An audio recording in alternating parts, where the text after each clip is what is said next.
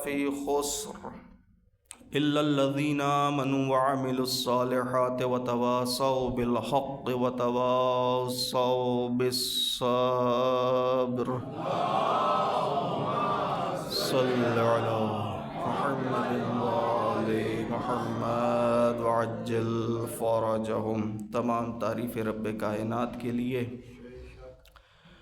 جو مالک کل ہے، حمد و ثنا اسی کو زیبا ہے،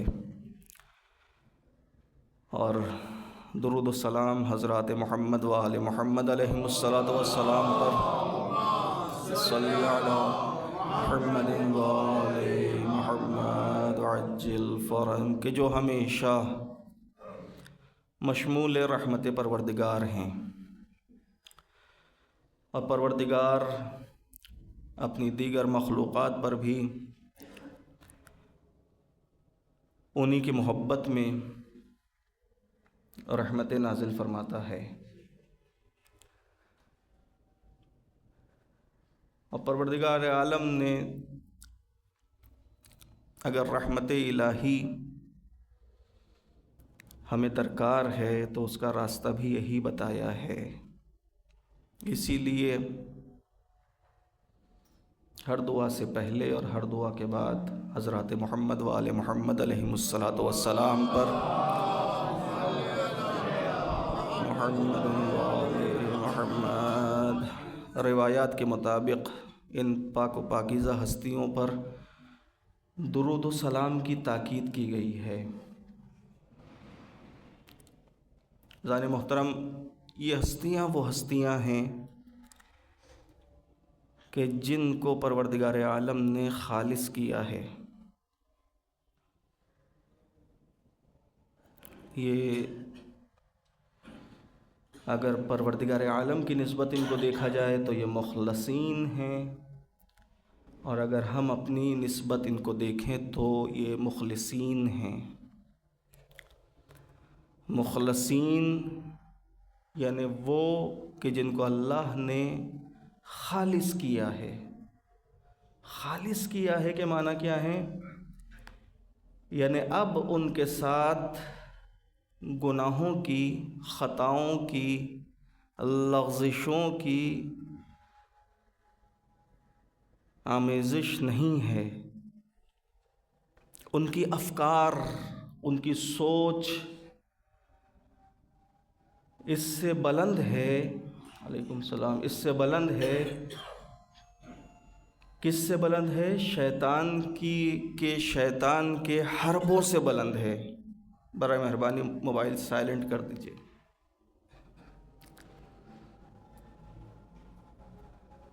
شیطان کی پہنچ سے دور ہے ان کی افکار، کیونکہ شیطان جو حملہ کرتا ہے وہ افکار پر حملہ کرتا ہے، لوگوں کی سوچ کو خراب کرتا ہے۔ لوگوں کے ذہن میں شیطان وسوسے ڈالتا ہے۔ شیطان کا طریقہ واردات یہ ہے کہ لوگوں کی سوچ پر حملہ کیا جائے، لوگوں کی سوچ خراب کی جائے، لوگوں کی فکر خراب کی جائے، سوچنے کا انداز مثبت کے بجائے منفی کر دیا جائے، لوگوں کو لوگوں سے بدگمان کیا جائے۔ شیطان کا طریقہ واردات یہ ہے۔ مقصد واردات کیا ہے؟ مقصد واردات کچھ اور ہے۔ مقصد واردات شیطان کا لوگوں کو ذکر الہی سے دور کرنا ہے۔ توجہ چاہتا ہوں، اللہ کی یاد سے لوگوں کو دور کرنا شیطان کا مقصد ہے ایک، اور دوسرا مقصد یہ ہے کہ مؤمنین کے درمیان دشمنی پیدا کرنا۔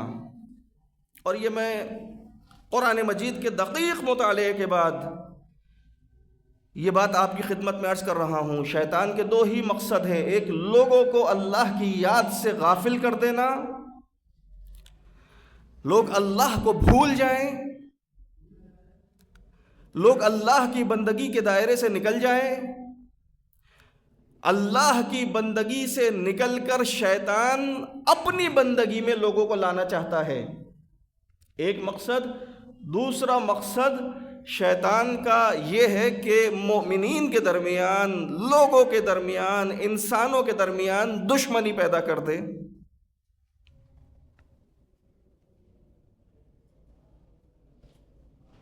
کرتا کیا ہے شیطان یہ سب کچھ کرنے کے لیے؟ اس کی طرف توجہ چاہتا ہوں۔ قرآن مجید نے کہہ دیا شیطان تمہارا کھلا دشمن ہے، ٹھیک ہے؟ وہ دشمنی کس طریقے سے نکالتا ہے؟ اس کی دشمنی کا انداز کیا ہے؟ اس کا طریقہ واردات کیا ہے؟ اس کے حربے کیا ہیں؟ اس کی طرف اگر مومن کی توجہ ہو تو پھر اس توجہ کے ساتھ انسان شیطانی حملوں سے اپنے آپ کو بچا سکتا ہے۔ لیکن اگر مجھے پتہ ہی نہیں ہے کہ شیطان مجھ پر کس سمت سے، کس راستے سے، کس طریقے سے حملہ آور ہونے والا ہے، تو پھر میں اپنے دفاع کے لیے کیا کر سکتا ہوں؟ توجہ ہے؟ آپ کو معلوم نہیں ہے کہ آپ کا دشمن آپ کے ساتھ کیا کر سکتا ہے، تو آپ کبھی بھی اس دشمن سے نمٹنے کے لیے آمادہ و تیار نہیں ہو سکتے۔ لیکن اگر آپ کو معلوم ہے کہ آپ کا دشمن آپ کے ساتھ کیا کرنے والا ہے، کیا کیا کر سکتا ہے، اس کا طریقہ واردات کیا ہو سکتا ہے، تو پھر آپ دفاع کے لیے اپنے آپ کو آمادہ و تیار کر سکتے ہیں۔ کیا کرتا ہے شیطان؟ مومنین کے درمیان دشمنی پیدا کرنے کے لیے شیطان ایک مومن کو دوسرے مومن سے بدگمان کرتا ہے۔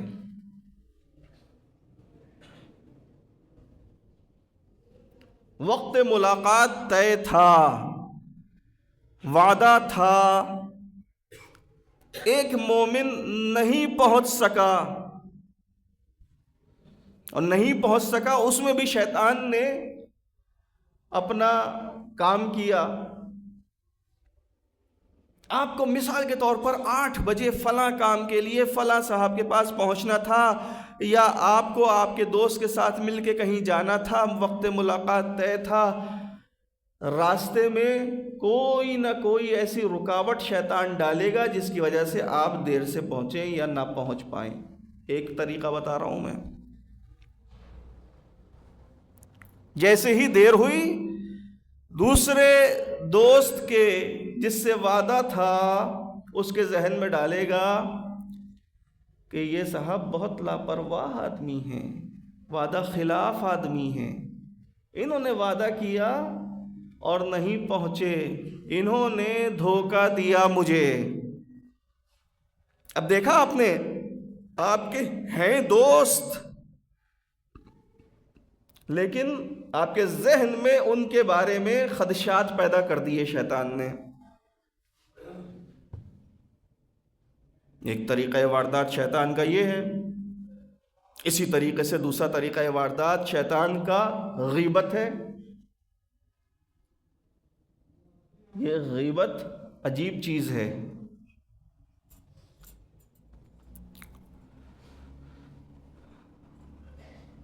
تیسرا طریقہ واردات شیطان کا الزام تراشی۔ اچھا یہ سب کون کر رہا ہے؟ شیطان الزام نہیں لگا رہا ہے، یہ غیبت شیطان نہیں کر رہا ہے، یہ وعدہ خلافی شیطان نہیں کر رہا ہے، آپ سے کروا رہا ہے۔ اور آپ کی نگاہ میں ان سب چیزوں کے لیے شیطان آپ کی نگاہ میں آپ کے لیے آپ کے عمل کو قابل توجیہ بنا دیتا ہے۔ دراصل بات یہ ہے کہ میں اس وجہ سے یہ بات کہہ رہا ہوں۔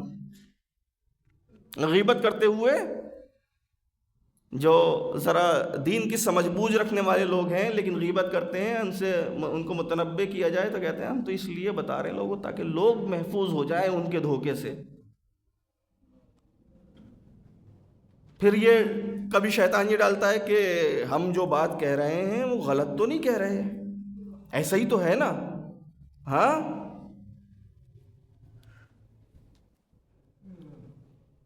بھئی، غیبت کہتے ہی اس کو ہیں کہ جب ایک انسان دوسرے انسان کی پس پشت برائی کرے اور وہ برائی اس کے اندر ہو بھی موجود، غیبت اسی کو کہتے ہیں۔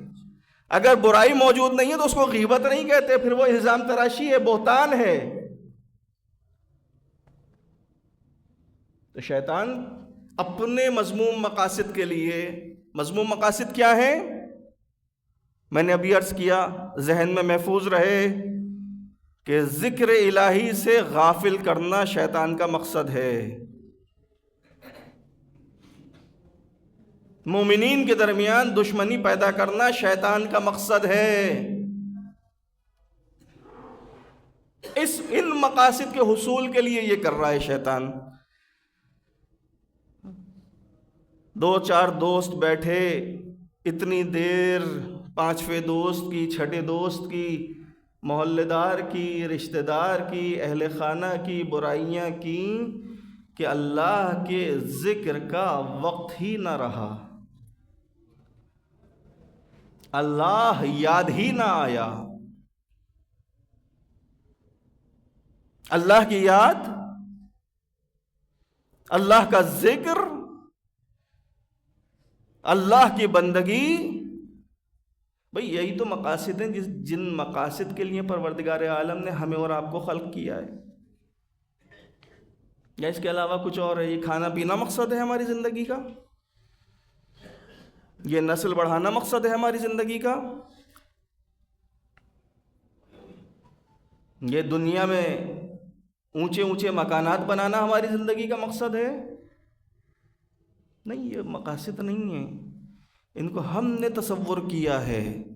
شیطان ہماری افکار کو گمراہ کرتا ہے۔ ابھی میں نے عرض کیا تھا نا، فکر انسان کی کیا ہونی چاہیے کہ اللہ کی عبادت کروں، اللہ کی بندگی کروں، اللہ کا ذکر کروں، اللہ کی یاد مناؤں۔ ہاں، اور شیطان نے کیا ڈالا سوچ میں، فکر میں، کہ اچھا گھر بناؤں، مزے مزے کے کھانے تیار کرواؤں، خوبصورت لباس پہنوں۔ ہر شخص کے اپنے اپنے شوق، اور شیطان ان رغبتوں اور ان شوق کا فائدہ اٹھاتے ہوئے حملہ کرتا ہے۔ دیکھتا ہے کہ یہ جو میرا، کیا کہیں گے، یہ جو دشمن ہے، انسان کو دشمن ہی سمجھتا ہے نا شیطان، یہ جو میرا ہدف ہے، اس ہدف کو کس طرف سے مسخر کیا جا سکتا ہے، اس انسان کو کس داؤ کے ساتھ چت کیا جا سکتا ہے۔ بات واضح ہو رہی ہے؟ کون سا انسان؟ شیطان یہ دیکھتا ہے یہ انسان میرے کس داؤ سے چت ہو جائے گا، مار کھا جائے گا، ہار جائے گا۔ یہ جو اب وہ زمانہ گزر گیا جو اصلی کشتی کا زمانہ تھا، اب تو پتہ نہیں کیا WWF یا کیا ہے، وہ سب تو خیر کیا ہے، اداکاریاں ہیں، کیا کہیں گے، سب طے شدہ پروگرام ہے وہ۔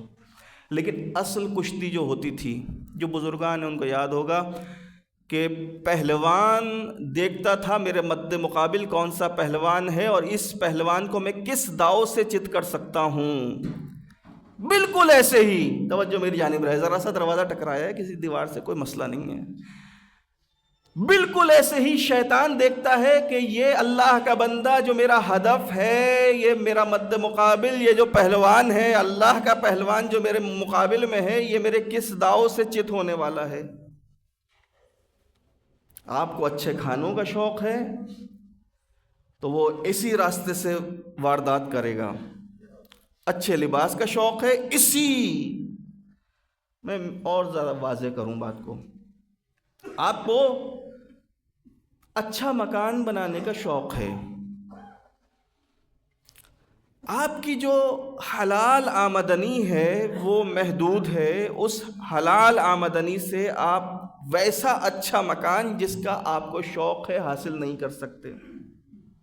اب شیطان کیا کرے گا؟ آپ کو بہکائے گا کہ اچھا تمہیں، اب یہ شیطان کی آواز آپ کے کانوں میں نہیں آئے گی، لیکن آپ کا دل مائل ہوگا، اندر سے آپ کو محسوس ہوگا میرے اندر کی آواز ہے یہ. کیوں؟ اس لیے کہ آپ نے اپنا اندر شیطان کے حوالے کیا ہوا ہے.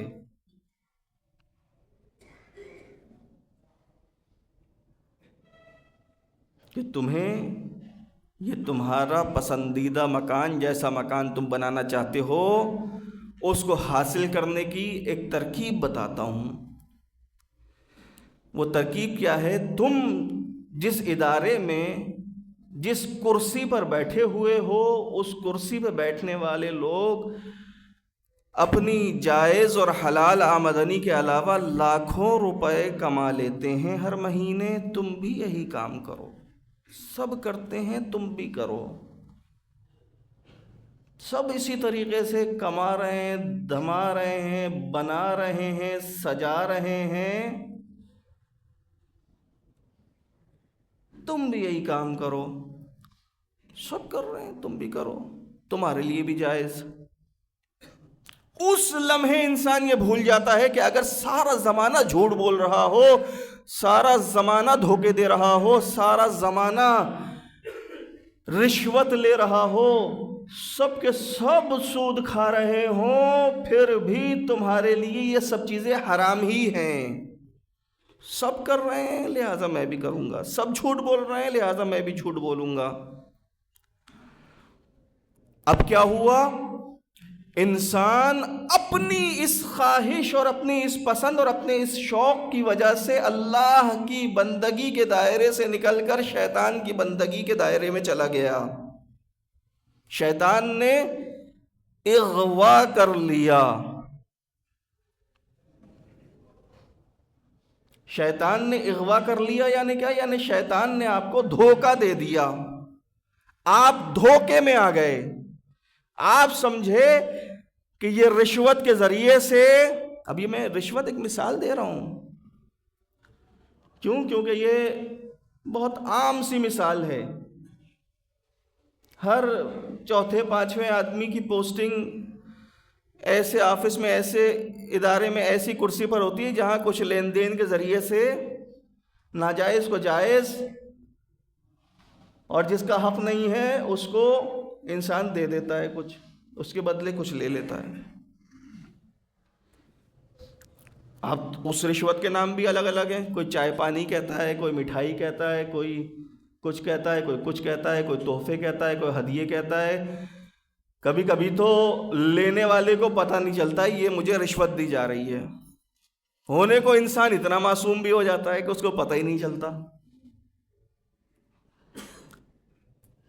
اس کو معلوم ہی نہیں ہوتا کہ میں شیطان کی بندگی میں چلا گیا اللہ کی بندگی کو چھوڑ کے.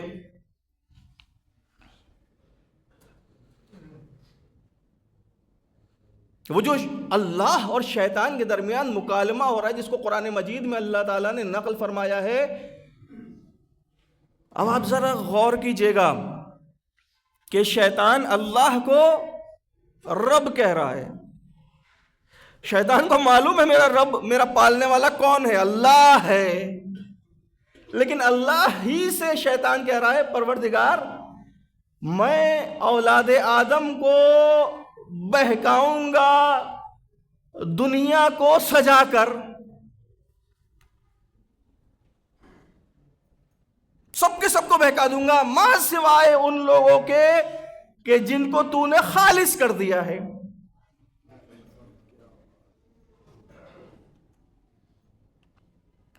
شیطان اللہ کو رب کہہ رہا ہے. اس کے بعد پروردگار عالم کو گویا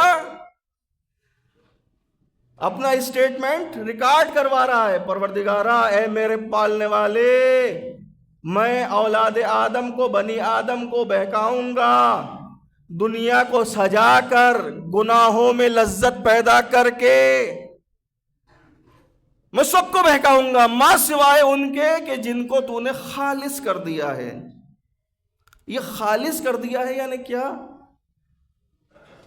خالص کر دیا ہے یعنی ان کی فکر کو، ان کی سوچ کو، ان کی عقل کو میری پہنچ سے بالاتر کر دیا ہے. اب شیطان خطور نہیں کر سکتا، داخل نہیں ہو سکتا ان کی افکار میں۔ معصوم معصوم ہوتا ہی اس لیے ہے کہ معصوم کی عقل، معصوم کی سوچ، معصوم کی فکر شیطان کی پہنچ سے بالاتر ہوتی ہے۔ شیطان معصوم کی عقل میں کمند نہیں ڈال سکتا، چاہے کچھ بھی کر لے۔ چنانچہ جو معصوم ہوتا ہے اس کے نزدیک دنیا مزین نہیں ہوتی۔ کیا ہوتی ہے؟ دنیا کبھی اس سے معمولی ہوتی ہے کہ جو ایک بکری چھینکے اور اس کی ناک سے غلاظت نکلے، اس سے زیادہ معمولی ہوتی ہے دنیا۔ معصوم کی سوچ میں، فکر میں، عقل میں دنیا پھٹے ہوئے جوتے سے زیادہ بدتر ہوتی ہے۔ بات پہنچ رہی ہے؟ معصوم دنیا کو 3 طلاقیں دیتا ہے۔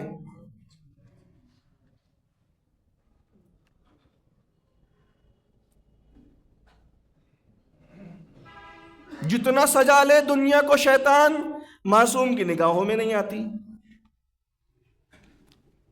ہم جیسے خاطی گناہگار، کم عقل، ناقص العقل اور چھوٹی سوچ رکھنے والے کم ظرف لوگ، ذرا سا شیطان نے سجایا کچھ اور ہم، اب میں کیا کہوں، عجیب سا جملہ آیا میرے ذہن میں لیکن نہیں بیان نہیں کروں گا، ہم شیطان کے پیچھے پیچھے ہو لیے۔ ہم بہکنے کے لیے تیار، اور ہم نے اپنے آپ کو، اپنے نفس کو شیطان کی غلامی میں اس طریقے سے دے دیا کہ بسا اوقات، اکثر اوقات شیطان کو بہکانے کی ضرورت ہی نہیں پڑتی، ہمارا نفس ہی ہمیں بہکانے کے لیے کافی ہے۔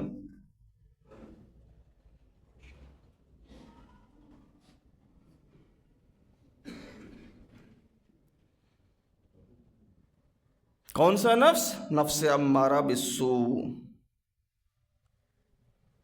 ہر وقت حکم دیتا ہے گناہ کا، ہر وقت اندر سے دل چاہتا ہے گناہ کرنے کا۔ اب شیطان کو کیا پڑی ہے؟ شیطان سمجھ جاتا ہے کہ مجھے یہاں پر اپنی انرجی ضائع کرنے کی ضرورت نہیں ہے، پوری طریقے سے میری غلامی میں آ چکا ہے، پوری طریقے سے اللہ کی بندگی سے آزاد ہو چکا ہے۔ چنانچہ گناہوں کی لذت انسان کو دیوانہ بنائے دیتی ہے۔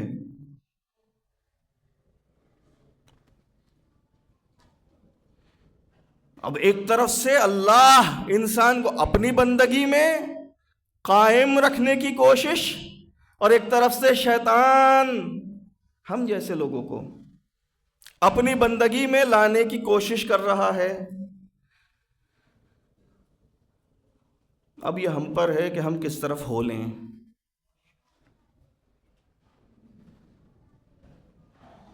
بچنا ہے شیطان کے وسوسوں سے، شیطان کے حملوں سے، شیطان کے وار سے، تو طریقہ موجود ہے۔ طریقہ بتا رہا ہوں اس امید کے ساتھ کہ آپ اس طریقے کو ہمیشہ اپنائیں گے۔ آپ پر شیطان نے قبضہ کر لیا، آپ کی عادت پڑ گئی تمسخر کرنے کی۔ ذرا سا کسی کا قد چھوٹا ہے، فوراً آپ کے ذہن میں شرارت آئی، شیطانی وسوسہ آیا، فوراً آپ نے اس کو کچھ کہہ دیا، مذاق اڑا لیا، تمسخر کر دیا۔ ذرا سا کسی کا قد لمبا ہے، ذرا سی شکل ویسی ہے، ذرا سا جسم ایسا ہے، آپ نے فوراً اس کا مذاق اڑایا۔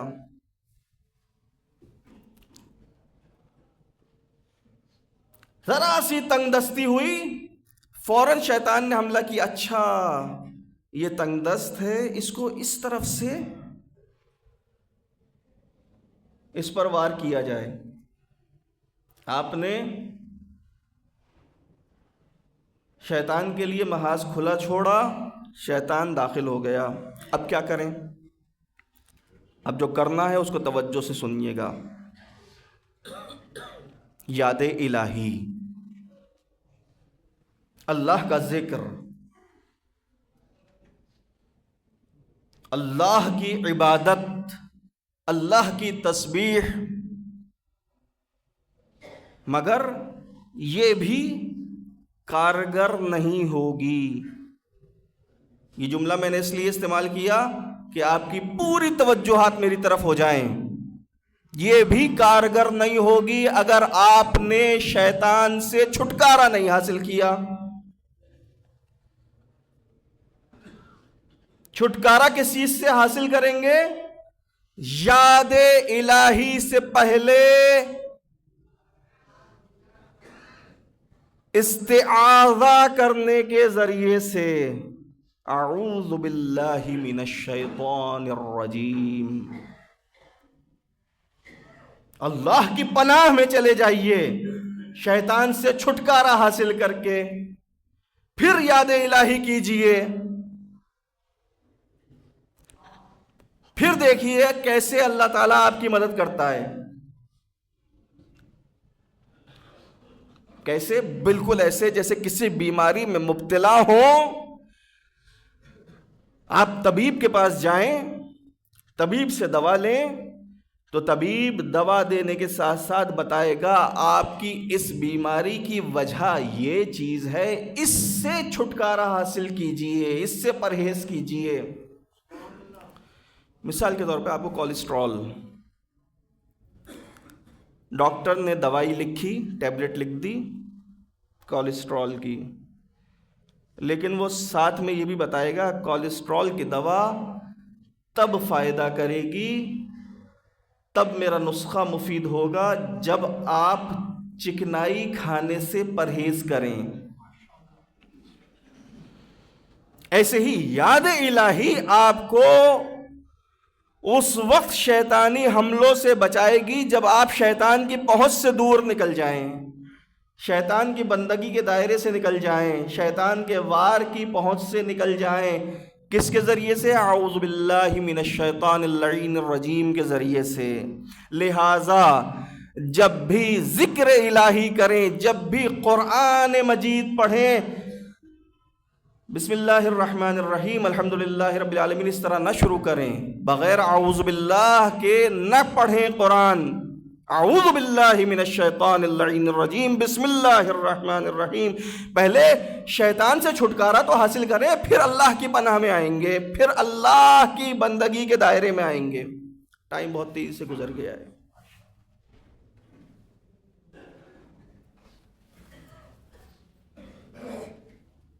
عزیزان محترم،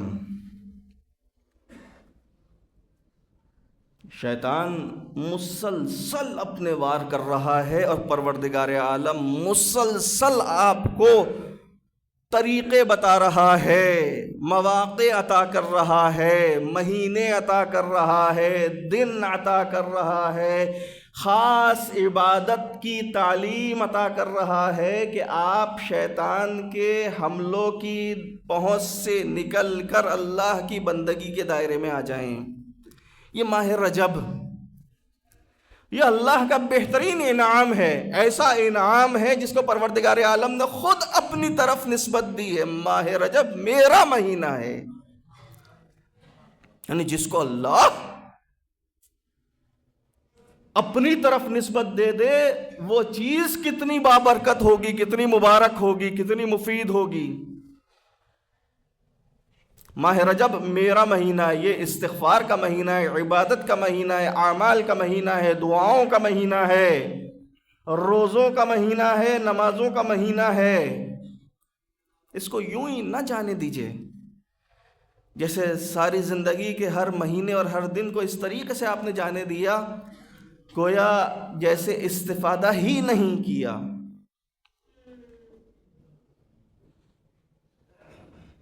دن نکلا، گزرا، رات آئی، اور ہماری زندگی کا ایک دن کم ہو گیا لیکن ہم نے اس سے استفادہ نہیں کیا.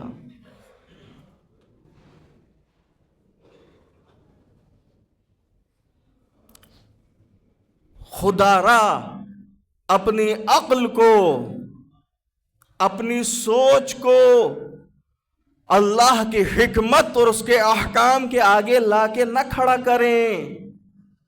کیا کہہ رہا ہوں میں؟ یہ ہماری عادت ہے نا کہ اللہ نے ایسا کیوں حکم دیا، ایسا نہیں، ایسا ہو جاتا تو زیادہ اچھا ہو جاتا. ہاں کیا ہے؟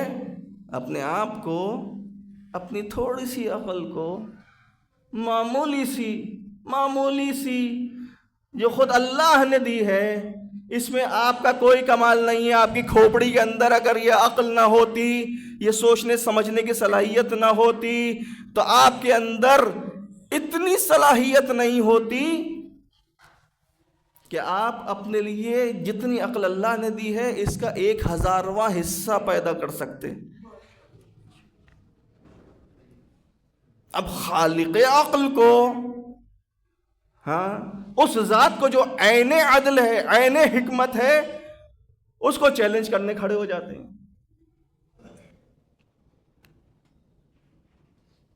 بات دراصل یہ ہے کہ نمازیں پڑھنے سے کچھ نہیں ہوتا، لوگوں کے درمیان شریفانہ زندگی گزارنا بہت اچھا ہے، سب سے اچھا ہے.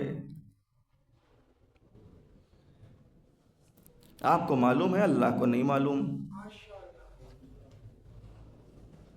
آپ سمجھ رہے ہیں، نعوذ باللہ خاکم بدہن، اللہ نہیں سمجھ رہا. اور کہیں نہ کہیں جا کر کسی نہ کسی مرحلے میں آج کے معاشرے کا بسنے والا انسان احکام الہی کے لیے ایسی ہی باتیں کرتا نظر آتا ہے. عزیزان محترم، وقت پورا ہو رہا ہے. 2 جملوں کے ذریعے سے بس بات یہ یاد دلانا چاہتا ہوں کہ پارا چنار کے حالات ویسے ہی ہیں. یہ امداد نہیں پہنچی یا پہنچ گئی؟ کوئی اطلاع دے مجھے. اچھا، کتنی پہنچی؟ 25 ٹرک کا ایک قافلہ. کتنے لاکھ کی آبادی ہے؟ کیا کیا مسائل ہیں وہاں پر؟ بے شک وہاں خوراک کی کمی ہے، ادویات کی کمی ہے، ایندھن کی کمی ہے، اور ہر قسم کے وسائل کی بے حد کمی ہے. لیکن یہ کمی اگر پوری ہو بھی جائے اور اصل مسئلہ حل نہ ہو تو یہ قابل قبول کیفیت نہیں ہے. اصل مسئلہ ابھی بتاتا ہوں مسئلہ کیا ہے. اصل مسئلہ یہ ہے کہ پارا چنار تک پہنچنے کے راستے میں موجود دہشت گرد کیوں ریاست پاکستان نے، کیوں صاحبان اقتدار نے وہاں اپنی رٹ قائم نہیں کی،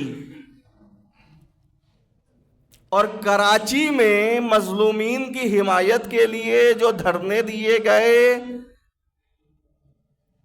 ان کو اس نام پر مسمار کیا گیا. مسمار جان بوجھ کے لفظ استعمال کر رہا ہوں. اکھاڑ پھینکا گیا کہ یہ ریاست کی رٹ کے لیے چیلنج ہیں. 2 کام کیے گئے ہیں. پہلا کام، انہی دھرنوں میں موجود مومنین کے درمیان ایسے عناصر کو بھیجا گیا جنہوں نے دھرنے کے امن و امان کو اور دھرنے والوں کی شرافت کو نقصان پہنچایا.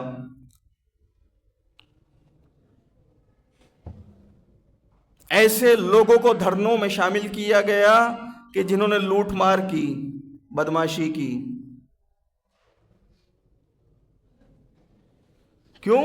تاکہ دنیا کو یہ بتایا جائے کہ یہ جو دھرنا ہو رہا ہے دراصل یہ کچھ ایسے عناصر کی جانب سے ہے کہ جو خود موقع ملنے پر لوگوں کے مال پر ہاتھ صاف کرنے والے لوگ ہیں.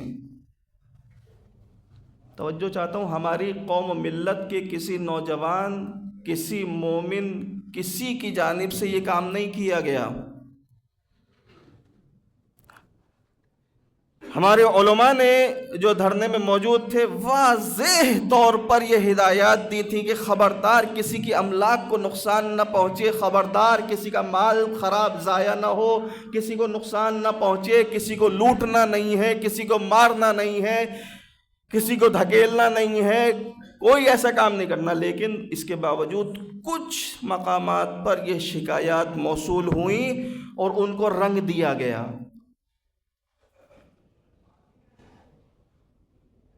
دوسری بات، خود ریاستی عناصر کی جانب سے، یہ میں نہیں کہہ رہا ہوں، یہ باتیں سب اخبارات میں آ چکی ہیں، آپ دیکھ چکے کہ لوگوں کی املاک کو نقصان پہنچایا گیا.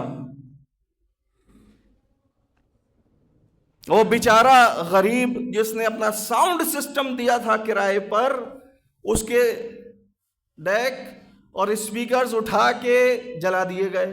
دیکھیے موویز یا نہیں دیکھی؟ چلو دھرنا کون مینج کر رہا ہے تمہیں یہ نہیں معلوم ہو رہا، لیکن سارے اسپیکرز پر، ساری چیزوں پر جو ڈیکوریشن والے ہیں ان کے نمبر تو لکھے ہوتے ہیں، ان کے نام تو لکھے ہوتے ہیں. تم بجائے جلانے کے ان سے کہتے کہ اپنا مال اٹھاؤ یہاں سے. یہ کس نے اجازت دی کہ تم ان کا مال اٹھا کے جلا دو اور پھر یہ مشہور کرو کہ شیعوں نے خود جلا دیے؟ تم نے دھرنے میں شریک شرکا کی موٹر سائیکلوں کو توڑ پھوڑ کیا. یہ کس نے اجازت دی؟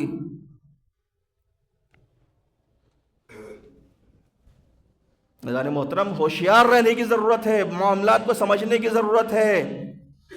تم نے دہشت گرد ٹولے کو لا کے کھڑا کیا ان مظلوموں کے حامی دھرنوں کے مقابلے پر، یعنی وہ دھرنوں کے مقابلے میں جو دھرنے بلکہ دھرنیاں دی جا رہی ہیں وہ تو جائز، اور جو مظلوموں کی حمایت میں دھرنے دیے جا رہے تھے وہ ناجائز. یعنی کس طریقے سے افکار عمومی کو گمراہ کرنے کی کوشش کی گئی ہے. عزیزان محترم، ہوشیار رہیں. یہ نہ پہلی سازش تھی نہ آخری سازش ہے. یہ شیعان حیدر کرار پر نہ پہلا حملہ تھا نہ آخری حملہ ہے. یہ شیعوں کے بارے میں افکار عمومی کو خراب کرنے کے لیے نہ پہلا طریقہ تھا نہ آخری طریقہ ہے. آپ کو ابھی بھی ہوشیار رہنا ہے. ہر روز ایک نیا فتنہ اٹھتا ہے. وقت ہو گیا بہت زیادہ. اللہ تعالی ہم سب کی ہدایت فرمائے. بارگاہ پروردگار عالم میں دست دعا بلند کیجئے، دعا کیجئے پروردگار تو یہ واسطہ حضرات محمد و آل محمد کا ہمیں شیطان کی بندگی سے نجات عطا فرما. پروردگار تو ہماری بندگی کو اپنی خدائی کی نسبت قبول فرما. پروردگار تو یہ واسطہ حضرات محمد و آل محمد کا تو حقیقی معنوں میں ہمیں سیرت اہل بیت پہ چلنے کی توفیق عطا فرما. پروردگار ہم بہت خاطی ہیں، گناہگار ہیں، عصیان کار ہیں. پروردگار تو یہ واسطہ حضرات محمد و آل محمد کا ہمارے گناہوں کو، ہماری خطاؤں کو معاف فرما. پروردگار جو مومنین و مومنات بیمار حال ہیں انہیں شفائے کاملہ و عاجلہ عطا فرما. پروردگار جو مرحوم ہو چکے ان کی مغفرت فرما، جو مقروض ہیں ان کے قرضوں کو ادا فرما، جو بچے شعور کی منزلوں کو پہنچ چکے ہیں پروردگارہ ان کی قسمتوں کو نیک فرما. کل مومنین و مومنات دنیا کے جس کونے میں آباد ہیں اگر پریشان حال ہیں ان کی پریشانیوں کو رفع و دفع فرما. پروردگار منجی عالم بشریت حضرت امام زمان علیہ الصلوۃ والسلام کے ظہور میں تعجیل فرما، ہمیں ان کے مصاحبین میں شمار فرما۔ ربنا تقبل منا انک انت السمیع العلیم برحمتک یا ارحم الراحمین۔ اللہم فصل علی محمد وآلہ اکثر ما صلیت علی احد من خلقک وعزہ ان افضل واکرم ما جزیت احدا من انبیائک نعمتہ انک انت العزیز الحکیم۔